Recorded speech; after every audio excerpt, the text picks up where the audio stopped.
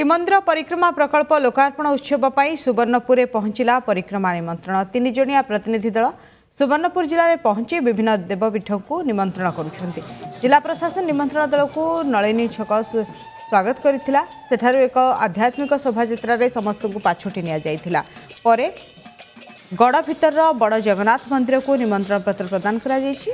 आसंता काली पाताल श्रीक्षेत्र को निमंत्रण पत्र प्रदान करा जिवो बोली कहिसथि प्रतिनिधि दलर सेवायत।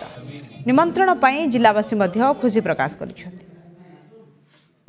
आसिक निमंत्रण देकरी सोनपुर जगन्नाथ को जाइए आम मैंने भारी भारी खुशी सोनपुर बासी खुशी यही प्रकल्प लगी नवीन पट्टनायक धन्यवाद पात्र कहीं यहाँ रजा मान नवीन पट्टनायक गोटे विराट परिवर्तन जगन्नाथ मंदिर कर प्रथम फुलबाणी जाइए फुलबाणी जगन्नाथ मंदिर जाइलु तापर बौद्धर जगन्नाथ मंदिर देचु ये सुवर्णपुर देव काली सका जीवु पाताल श्रीक्षेत्र जीवु से भी निमंत्रण कर सुवर्णपुर जगन्नाथ मंदिर एवं